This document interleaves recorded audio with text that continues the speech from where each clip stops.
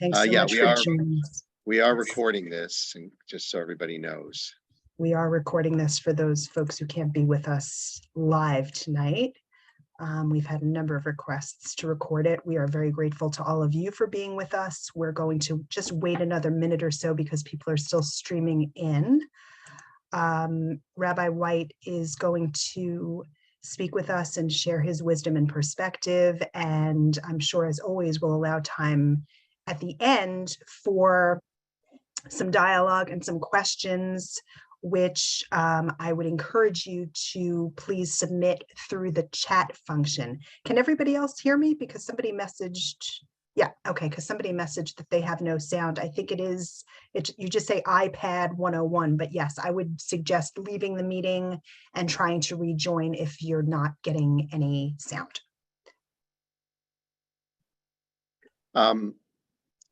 Adrienne, I'll leave it to you to tell me when to start. Yeah, Rabbi, I think another few seconds. Oh, no, they got sound. Okay, great. We are glad to hear that. Rabbi, I think you can start whenever you're ready, Okay, and I will keep admitting people. All right. Hi, everyone.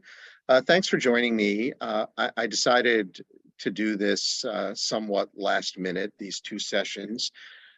And I'm going to talk a little bit, but I'm also going to allow a lot of time for conversation.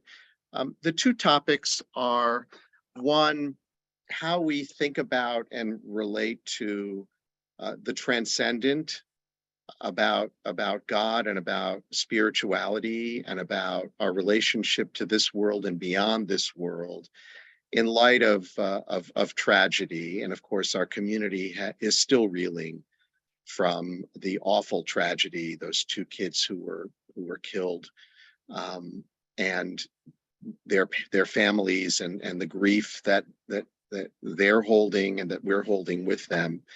I will say, just as one measure of the spiritual integrity of a community, is this. It's the way Rosalind has really stood up and snapped together in order to provide every kind of support and comfort for these families and for each other. I think those are spiritual acts. I think they reflect a sense of the divine in the world. And I think that they are God's will working through us. So with regard to that conversation, which we're going to have tonight, I'm going to present you with some of my own thinking about this through sacred text, ancient and contemporary. As always with these conversations, I begin with a caveat, which is to say that there is no Jewish approach to these things at all. There's no Jewish way of looking at this. There are Jewish ways of looking at this. So this is not meant to be comprehensive.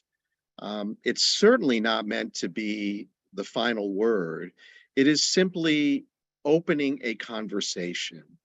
And I say that because also when we're talking about matters of faith, intellect is important. How our brains process this is important. But intellect and belief are dispassionate, and matters of faith are anything but dispassionate. They are matters of the heart. They're matters of the soul. They're existential in that they involve literally all of us. And also, we're all on a journey here when it comes to matters of faith, whether you believe or you don't believe. If you're here, it's because you're still engaging in that journey. And there's no pathway towards some final truth here. There is simply the engagement. Faith is engagement with the world. It's engagement with God, and it's engagement with each other and with community. And so I really want a good part of this session to be our struggle together, your thinking, your questions, which we hopefully will engage in together, I'm really grateful to Adrienne for joining us tonight and Thursday to help moderate this conversation with her tech expertise. Um, so hopefully we'll be able, even on Zoom, to have a good conversation. I decided to do this on Zoom because I knew there were people who were going to want to participate who couldn't come. And I can't do both. I'm just not equipped to do that. So I'm glad Adrienne is here, glad you're all here. And I'm going to share a screen, and it's going to take us through some I think salient texts when we talk about and think about this conversation.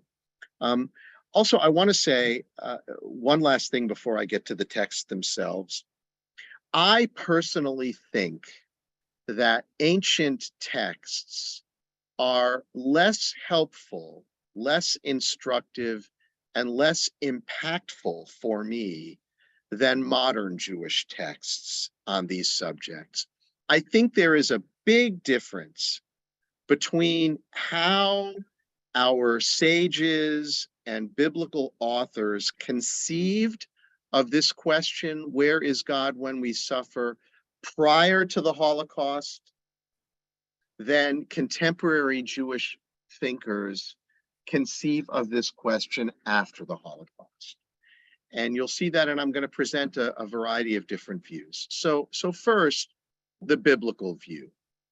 Now, this selection here from Deuteronomy chapter 11 has been a part of Jewish liturgy since Jewish liturgy was created.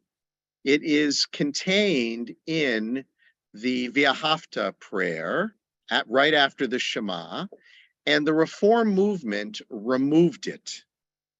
Conservative prayer books and Orthodox prayer books retained this paragraph, but we took it out. And you'll see why as I share it with you. So here's what the words are. If you will earnestly heed the mitzvot I give you this day, to love Adonai your God and to serve God with all your heart and all your soul, then I will favor your land with rain in the proper season, in autumn and in spring, and you will have an ample harvest of grain, wine, and oil. Take care lest you be tempted to stray and worship false gods, for then Adonai's wrath will be directed against you. God will close the heavens and hold back the rain. The earth will not yield its produce. You will soon disappear from the good land which Adonai is giving you. So the theology here is very black and white and formulaic. You perform the mitzvot, you survive. You choose not to perform the mitzvot and go astray, and you will die. Now, this is the theology that I often find people would like. They would like this. They would like to know that their deeds, if you're not muted, you should please mute yourself. They would like to think that if I'm a good person, I will live a good, long, healthy life. And bad people should not enjoy those blessings. It would certainly make life easier if this formula were demonstrably true. But of course it isn't. Now, the first catastrophe in Jewish history that caused the leadership of our people to question this theology was the destruction of the temple by the Romans in the year 70 of the Common Era. This catastrophe, which meant the enslavement of so many of our people, the murder of so many of our people, the exile of so many of our people, required Jewish leadership to reconstitute Jewish theology and to reconstitute the Jewish community because the temple was gone. And in the first code book of Jewish law, written after the temple was destroyed, we find this passage, which was reinterpreted by our prayer book, the Reform prayer book, and is included in the morning service. These are the things that are limitless, that is, they are without measure. of which a person enjoys the fruit in this world, while the principle, meaning the effect, remains in the world to come.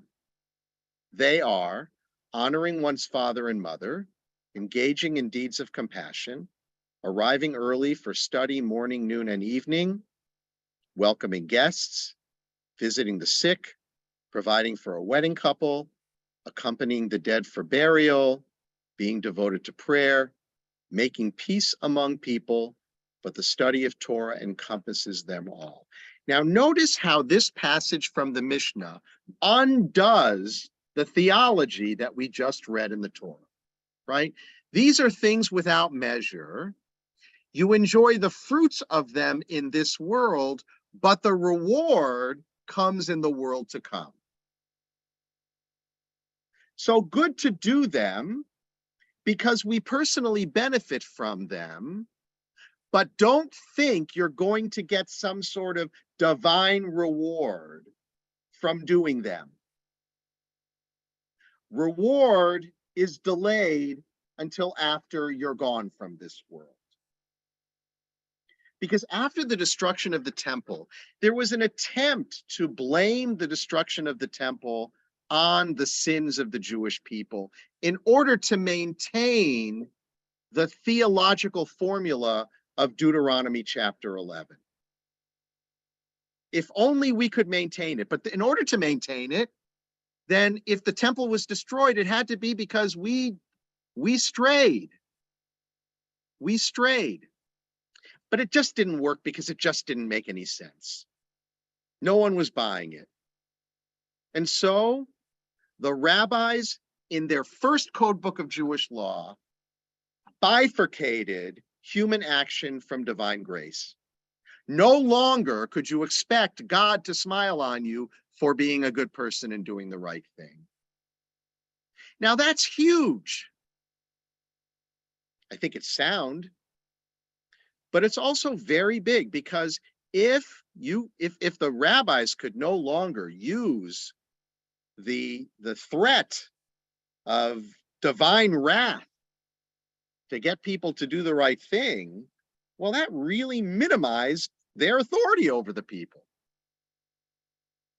So here, back in the second, third centuries of the Common Era, our tradition teaches there is no relationship between God's judgment of you and the way you experience that in your lives and your actions. It's a very big deal. Okay. Now, commenting on this Mishnah, the rabbis of the Talmud say this: one is obligated to recite a blessing for the bad that befalls him, just as he recites a blessing for the good that befalls him. As it is stated, and you shall love the Lord your God with all your heart, with all your soul, and with all your might. With all your heart means your two inclinations, with your good inclination and your evil inclination, both of which must be subjugated to the love of God. With all your soul means even if God takes your soul, and with all your might means even with all your money. Alternatively, with all your might means with every measure that he metes out to you, whether it is good or troublesome, thank him. So the rabbis are worried that if we no longer understand our lives and our behavior and our challenges to be in any way related to God's grace, that we might lose sight of the blessings right before us. So they're challenging us here. Even in the midst of sorrow or pain or loss, you have to find a way to seek out the blessings and to be grateful for them. I will tell you that both the Hassenbein and Falkowitz families are finding a way to do that. They are extraordinarily grateful for all of your outreach and for this community's response to them, which continues. They are broken, and yet they are finding a way to be grateful for the blessings. I would argue that finding a way to acknowledging the blessings, even when you're suffering, provides you with added energy and nourishment to face those challenges. That if your perspective, even in the hardest moments, is only dark and negative, that becomes paralyzing. Losing sight of God's gifts when they seem so distant means that you no longer have access to God's gifts. So the wisdom here is perspective. The wisdom here is humility before goodness, even when goodness seems so small. And when you link these two passages from the Mishnah and the Talmud, you get a wonderful roadmap for how to manage through things. First, be a good person. Engage with your family, friends, and community in a way that brings more joy, less strife, more compassion, and more kindness, because you derive benefit from those actions today. Not because you're expecting any kind of reward, but simply because they are self-gratifying, and because obviously they bring blessings to others.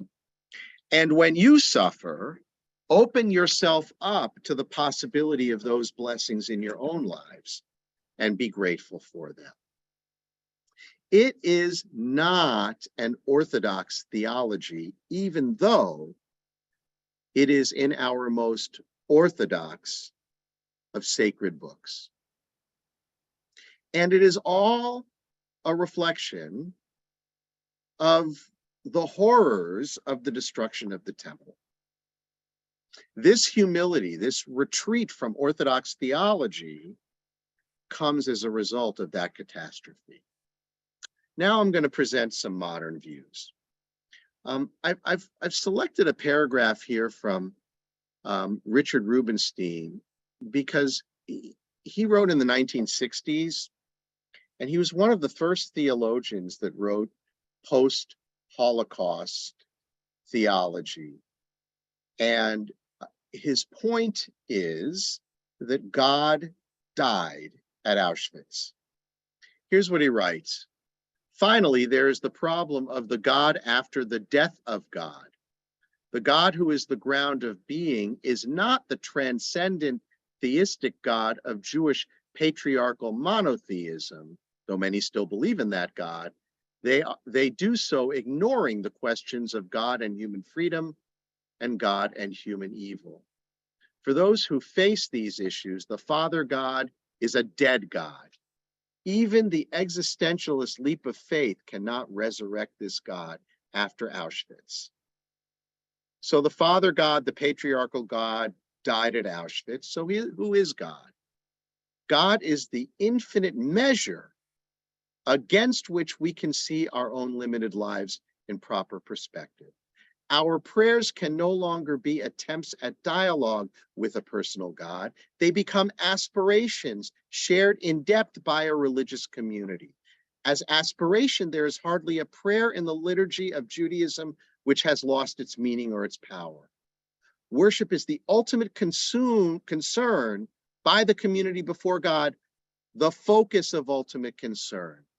God, as the ultimate measure of human truth and human potentiality, calls upon each man, sorry about the gender, I'm quoting, to face both limitations and opportunities of his finite predicament without disguise, illusion, or hope. So this is not my theology, but I wanted to share it with you.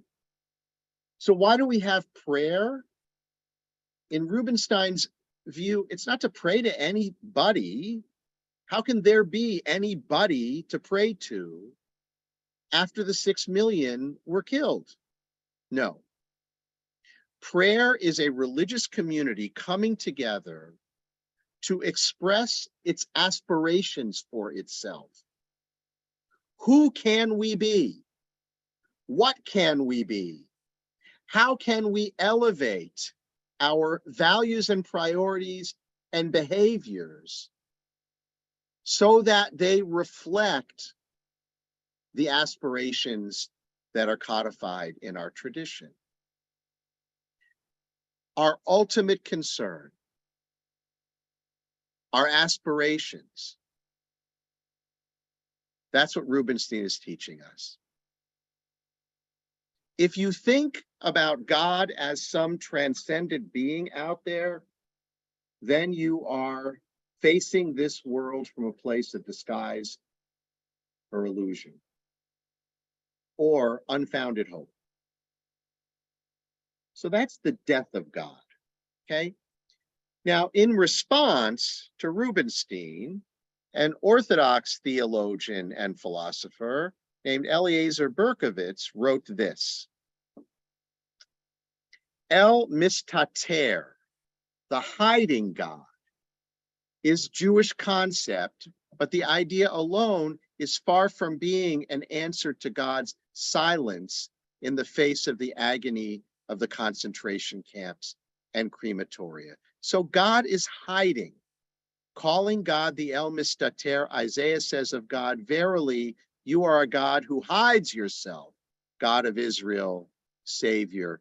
We must know him even in his hiddenness.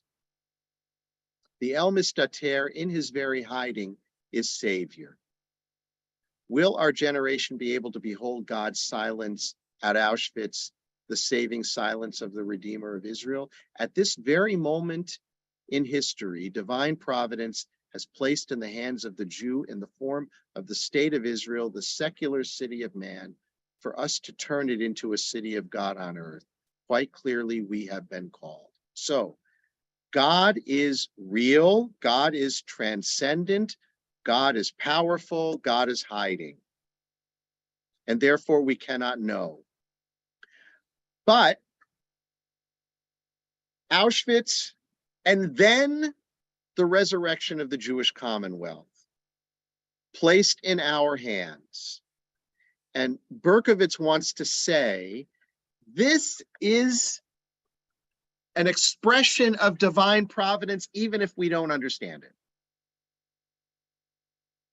God may be hiding, but that doesn't mean God is real. We may not be able to understand God's power, but can we know God even in God's hiddenness?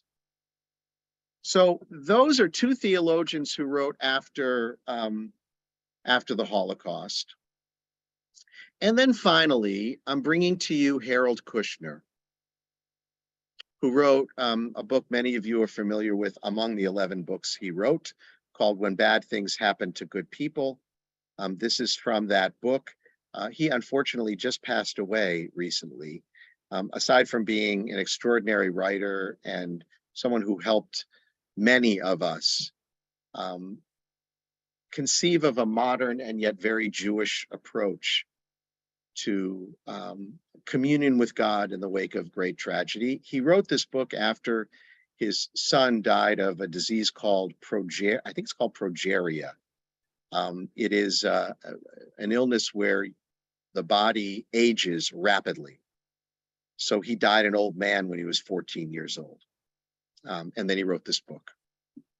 I believe in God, but I do not believe the same things about him that I did years ago when I was growing up or when I was a theological student. I recognize his limitations. He is limited in what he can do by laws of nature and by the evolution of human nature and human moral freedom. I no longer hold God responsible for illnesses, accidents, and natural disasters because I realize that I gain little and I lose much when I blame God for those things. I can worship a God who hates suffering but cannot eliminate it more easily than I can worship a God who chooses to make children suffer and die for whatever exalted reason. Some years ago, when the death of God theology was a fad, I remember seeing a bumper sticker that read, "My God is not dead, sorry about yours." I guess my bumper sticker reads, "My God is not cruel, sorry about yours." God does not cause our misfortunes. Some are caused by bad luck, some are caused by bad people, and some are simply an inevitable consequence of our being human and being mortal, living in a world of inflexible natural laws. The painful things that happen to us are not punishments for our misbehavior, nor are they in any way part of some grand design on God's part, because the tragedy is not God's will. We need not feel hurt or betrayed by God when tragedy strikes. We can turn to Him for help overcoming it, precisely because we can tell ourselves that God is as outraged as we are. People who pray for miracles usually don't get miracles any more than children who pray for bicycles, good grades, or good boyfriends get them as a result of praying. This is my italics. But people who pray for courage, for strength to bear the unbearable, for the grace to remember what they have left instead of what they have lost, very often find their prayer answered. I find this incredibly helpful, that God is not the source of our pain, but God is the source of a wellspring of strength to confront that pain. I find that to be very helpful. That God is not to blame for our misfortunes, but there is this extraordinary avenue toward reservoirs of healing that we can access if we are open to faith. When I read this the first time, I thought of parenthood, that 6-year-olds think their parents are all powerful and can solve and fix any problem. And then they get older and they realize, well, first they go through a phase where they think their parents are just complete idiots. And then, in a healthy relationship, they have a choice. They can say, well, if my parents can't fix all my problems, I might as well just get rid of my parents. What do I need parents for? If they can't make all of my problems go away, if they can't make the tragedies and the catastrophes not happen, what good are parents? In a healthy relationship, children adapt and they reconceive of their relationships with their parents, understanding that although solving all my problems is not what I can get from my parents, there are other wonderful gifts like wisdom and unconditional love and support. And those gifts are invaluable, they're immeasurable. And that's what I thought of when I read this. Does it eliminate the value of faith to know that God is not all powerful? Some people think it does. I'm not judging that.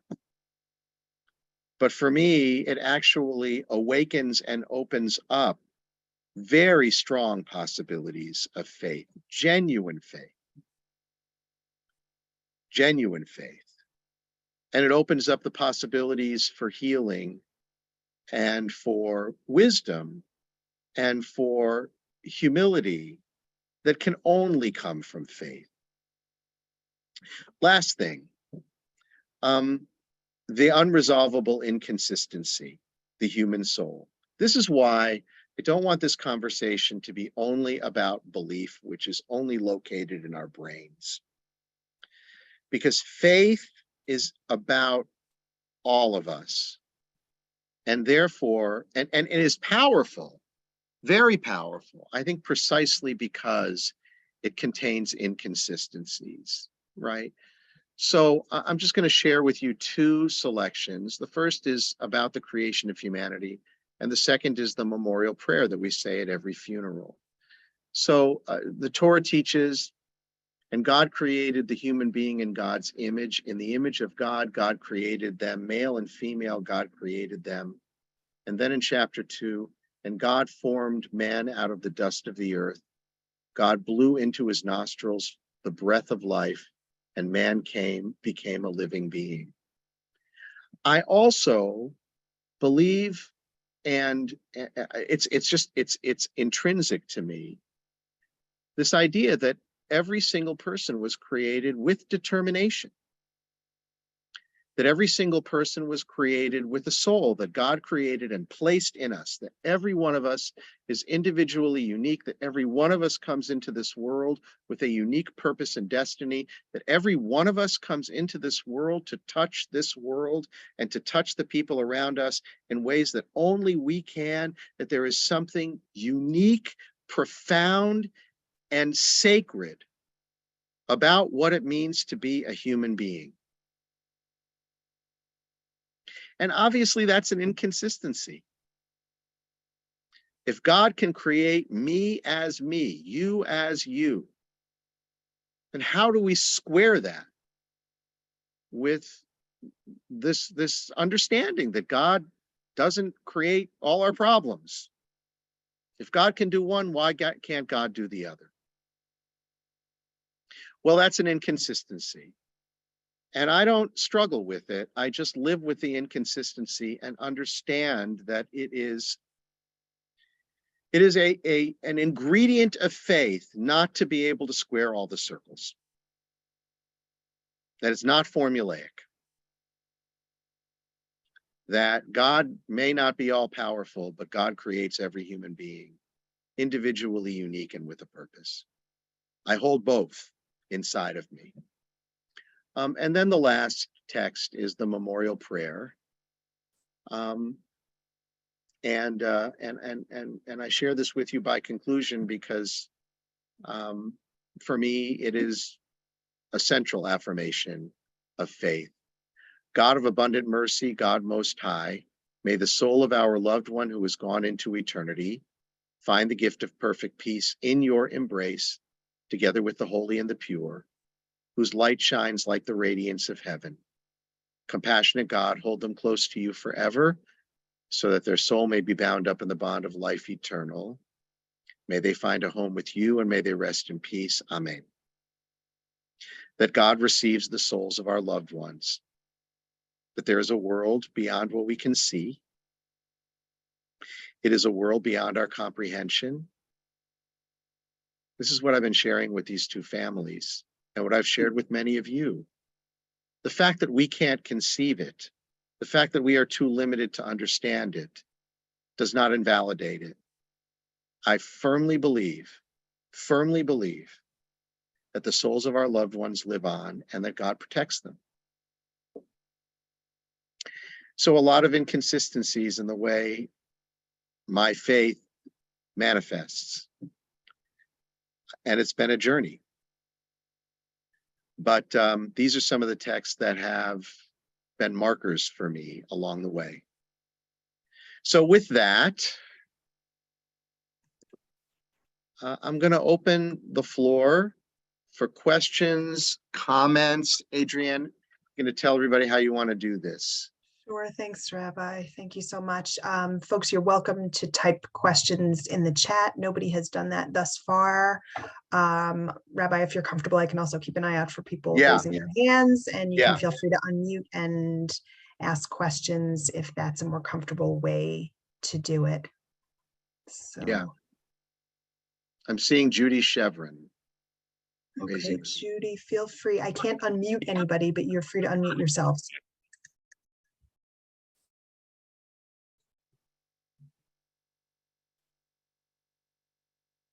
Oh, Mike, in the meantime, Judy, I don't know if you're unmuting, but Mike, if you'd like to unmute and feel free to do. Hey, Mike. Hi. First of all, how wonderful to see all of you. It's good to see you too. And thank you for doing this tonight. It's been an odd couple of weeks, couple of months for me. I don't know how many of you know, I know Rabbi does, that in my current role as director of a mausoleum at Temple Bethel, I deal with death all the time.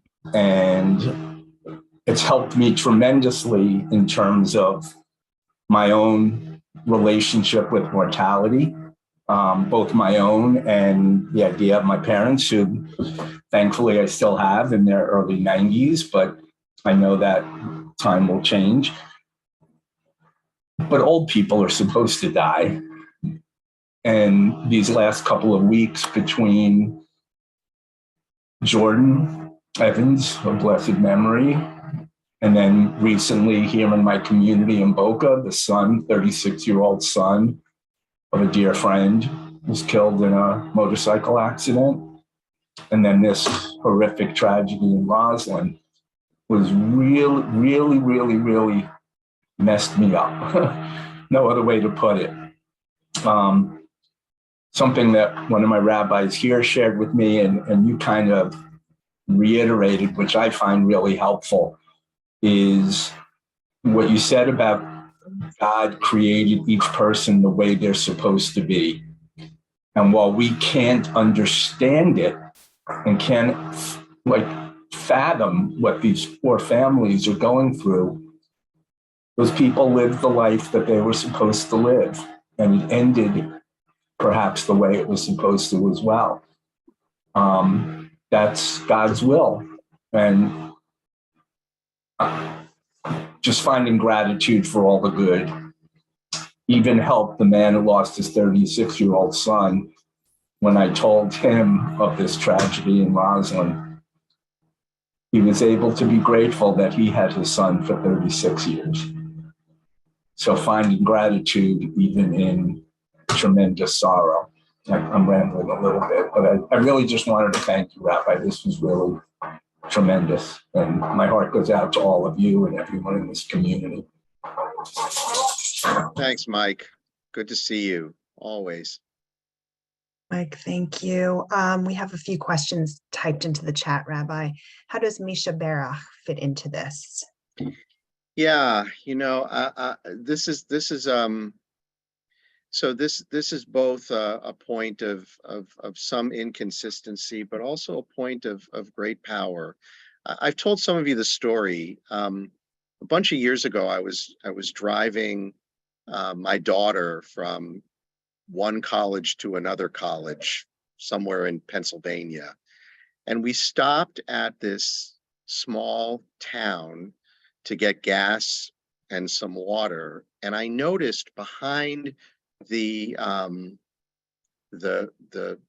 little store there was a cemetery, and I could vaguely make out the fact that there were a number, I don't remember the exact number, but a number of little children who all died in the same year.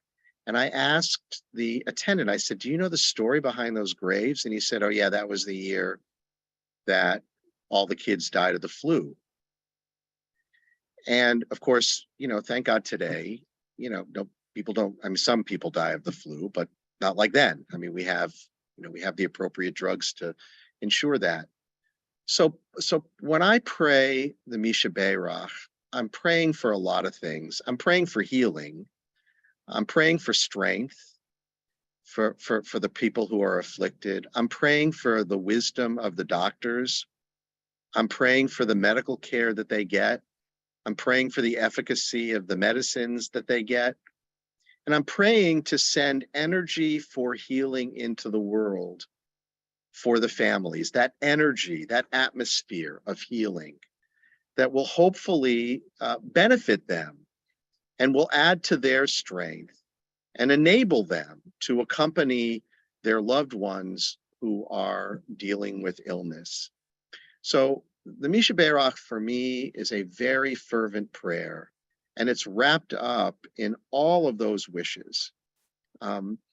There's something interesting about the fact that on Shabbat and holy days, the rabbis say we're not allowed to pray for prayers that are known as bakashot, which means prayers that request specific things. You're not allowed to pray for anything on Shabbat. You're supposed to appreciate what you have. The two exceptions are peace and healing and health.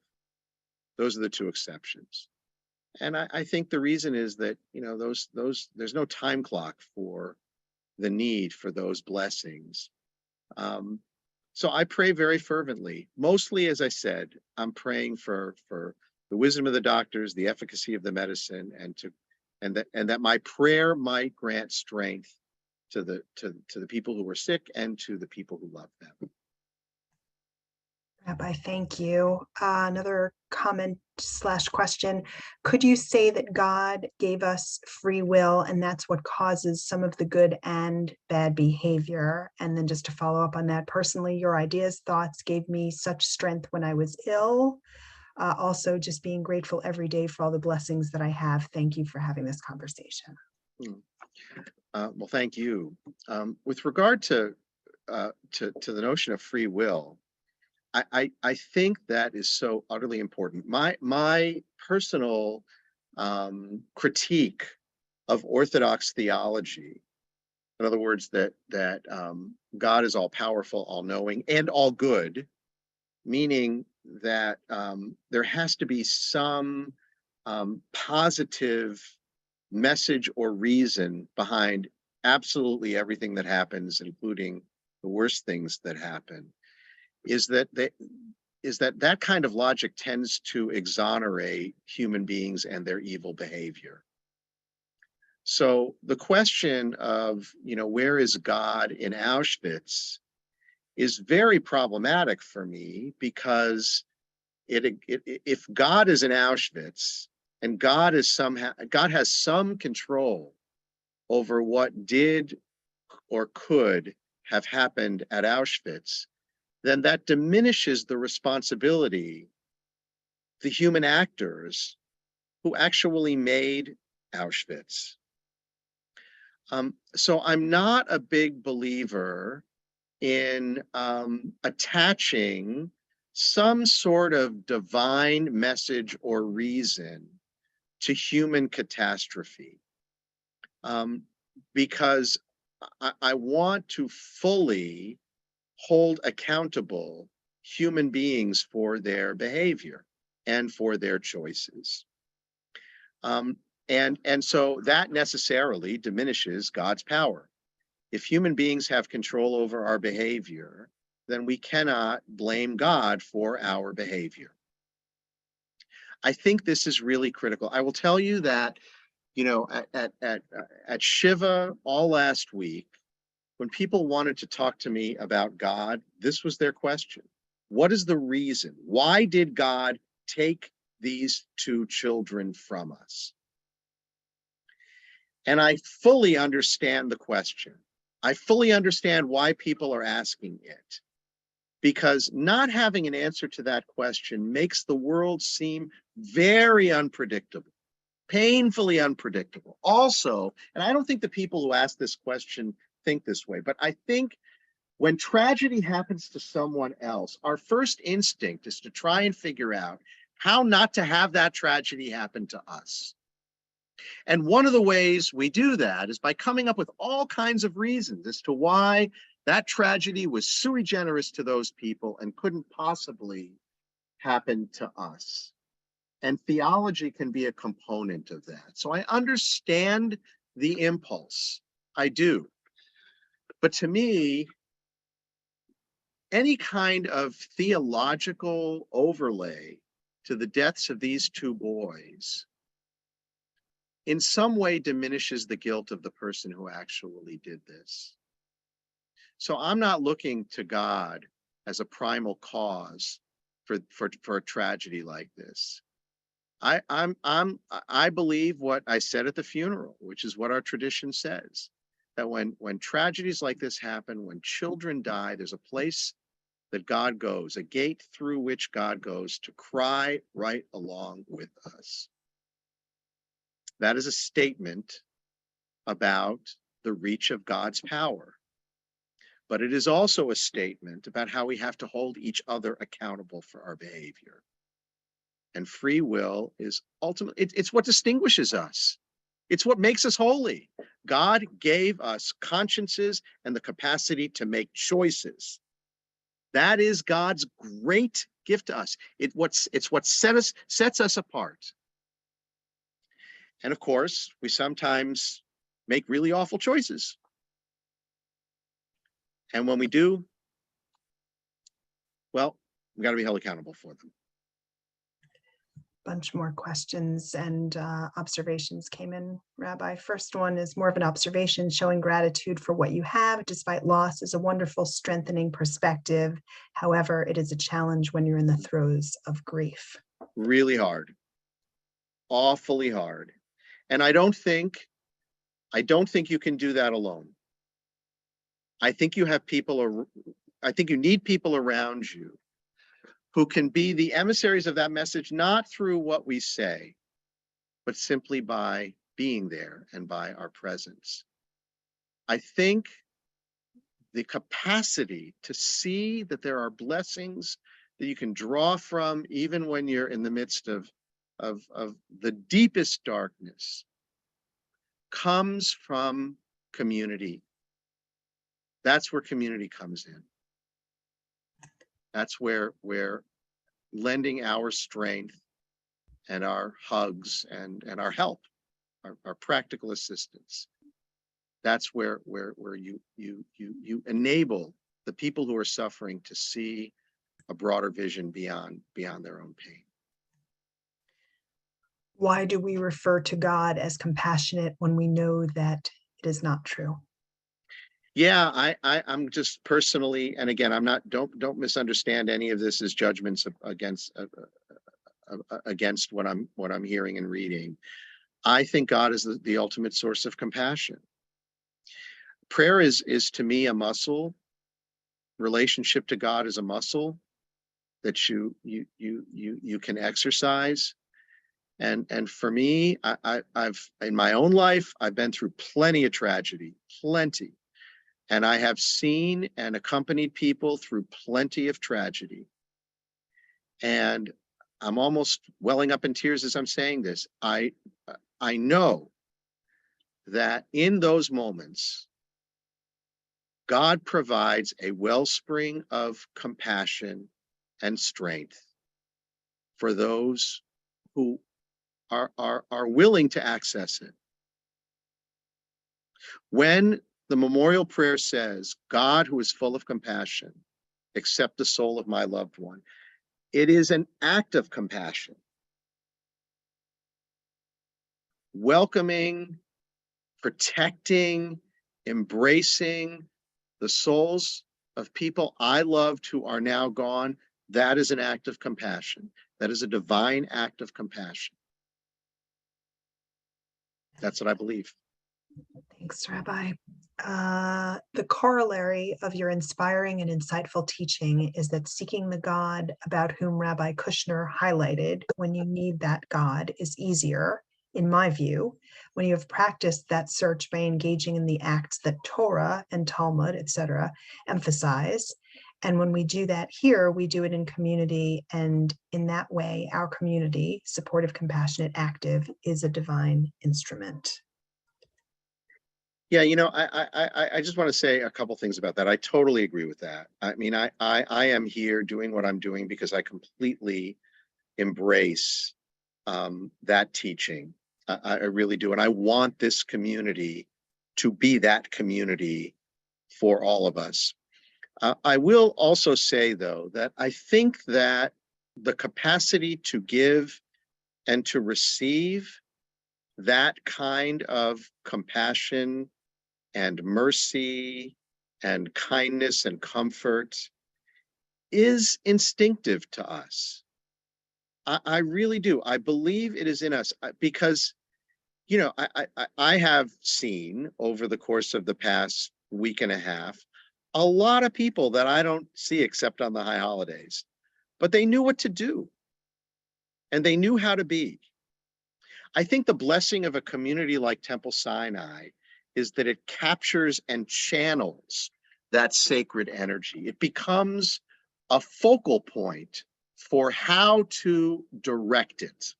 That's why I think this community needs to be as strong as it can be. But I also think that this is God's gift to us, that the capacity to heal and the capacity to bring healing are in all of us. And that's not, I think, as I said, these are muscles. when you exercise them, they become more freely fluid in you. But I think they're in everybody. Thank you, Rabbi. Final question here for now, although I will do a last call for questions if anybody has a final one after this. I'm not sure I understand how God does not have the power to protect you in this life, but can protect the souls in the afterlife. Yeah, I don't think we're supposed to know the answer to that. You know, I will say that I think that all of life's greatest blessings are acts of faith. All of them. I think love is an act of faith. I think love is absolutely an act of faith. And what do I mean by that? Well, first, I mean that an act of faith is an engagement that you do not need to do. You can live without love. If you have water, you have shelter, you have food, you have clothing, you can live a life. You can remain healthy. Love, you don't need it. And yet it's everything. And true love, whether it's marital love or intimate love or familial love or friendship love or community love, you reaffirm it regularly. You don't just make it once. You reaffirm that act of faith regularly. And I think the same thing about sacrifice. Sacrificing for other human beings I think it's intrinsic to what it means to be a human being. However you choose to do it, whatever sacrifices you make for the people you care about, for people you don't know, you don't have to do it. You can live a healthy life, physically healthy life, without acknowledging that other people need you. It's an act of faith. Acts of faith are diminished the minute you try to define them. Those of you, everybody, think for a second about someone you deeply love, and then try to define what you mean by that. You can't. As soon as you try, you diminish it. So this conception that there is a world beyond what we can see, and our loved ones are there. I know that my loved ones are there because occasionally they reach out to me. You know, or I reach out to them. You know, when listen, my sister had a dream, and I had a plea at the same moment, and we didn't know it. My plea was for my father to protect my nephew. My sister's dream was that my father reached out and grabbed a hold of my nephew's soul. Now, one could say, Rabbi White just told us a fairy tale. Perfectly logical, reasonable response to what I just shared with you. To me, it's real. Now, if you ask me to tell you what exactly that looks like, what's the formula for it, what do they look, how's that possible? My response is I'm not supposed to be able to know that. And the challenge of what it means to be a human being is that we're not terribly comfortable accepting that which we are not supposed to be able to fully understand. We're just not good at it. Faith is about letting go of having to know all the answers. Because once you do that, which is an act of humility, but also an act of insight, then you open the door to all of this potential strength and wisdom and comfort and direction and efficacious prayer and profound remembrance of the people that you have loved who have died. So you got to be comfortable with that. Not everybody is. Are you comfortable taking one more question? Yeah, absolutely. Okay, thank you. If we all have goodness in us, why are so many deranged people killing others? And why do people follow someone who's poison? That's when the goodness theory gets hard for me to understand. So when the Torah says that we were created in the image of God, God said, and it was very good. So the rabbis of the first and second centuries right away understood that that's really not a satisfactory answer, because a lot of human beings are far from very good.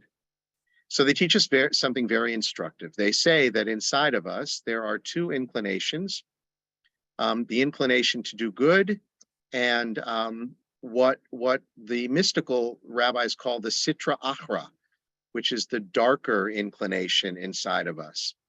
And we have both, and we live with both.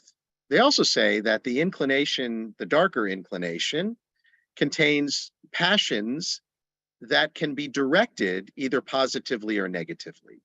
So they say, as an example, without that darker inclination, no one would build a house, no one would farm a field, that jealousy can be either corrosive or can inspire us to do better, that the sexual impulse either can be directed toward dehumanizing, subduing, and harming other people, or an expression of deep intimacy and marital love.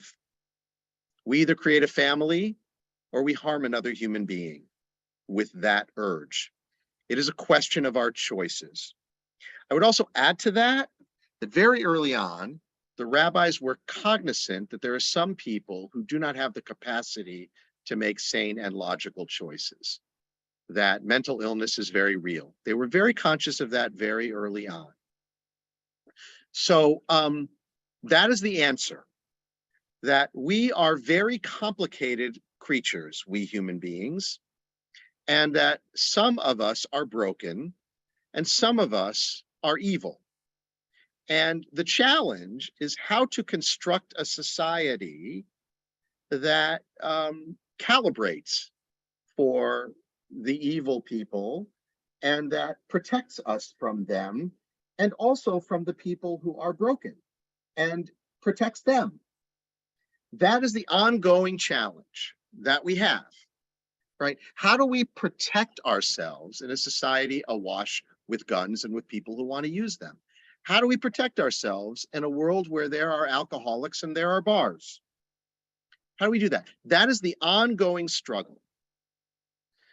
To me, the way to deal with this question, the question of theology, is not to absolve human beings of their choices, but to own them so that we can ever improve society for everybody. So that's I don't actually even remember what the question was, so I'm going to stop talking. Okay. I appreciate your candor, Rabbi. There's a follow-up question, and we will make this the final question for this evening. Are people born evil? And if so, why would God create evil people? I think you spoke to this a little bit in your previous answer, but I don't actually know the answer to that question. Like I really don't. And I'm thinking both about, people who just are just terribly mean-spirited, selfish, and narcissistic. But I'm also thinking about people who are profoundly evil. And I don't know enough about the psychology of that to understand how that happens. I do know that there are people who think long and hard about those questions, and I'm glad they do, because then you can come up with mitigations against their behavior, which is, in a sense, I mean, it's about them, and it's about having compassion for them, and about trying to figure out a way to heal them, and also about protecting ourselves from them. The Talmud says that God spends the first 3 hours of every day on the throne of judgment, and the second 3 hours of every day on the throne of mercy. There are lots of ways to interpret this. One of them is to say that judgment should always be followed by mercy, that we shouldn't be just so cold-hearted in our judgments of other people, but we should temper it with mercy. Another is to say that there is no such thing as mercy without judgment. That compassion, devoid of holding people accountable for their behaviors, is not compassion, and ultimately gets other people hurt. So this is our charge as human beings in this world where we have to live with one another. You know, we have to figure out how to answer those very, very good questions. Yeah. Rabbi, thank you so much. And lots of messages of thanks in the chat to you, Rabbi. Well, just really a gift to be with all of you, really. Thursday, we're going to talk about how we deal with our feelings about perpetrators. And I'm not going to do it as a lawyer. I'm just going to talk through some of the wisdom of our tradition and how it's helped me to deal with that question. So that's going to be Thursday at 5:30 for an hour. You're welcome to join me. And again, really, really good to be with all of you. Thanks so much, everyone. Thank you, Rabbi White. And we hope to see you all on Thank you, Thursday. Rabbi. Thanks, everybody. Really love to share this community with you. It's a gift, just a gift, just a gift. Take care, everybody. Bye. Good night. Good night.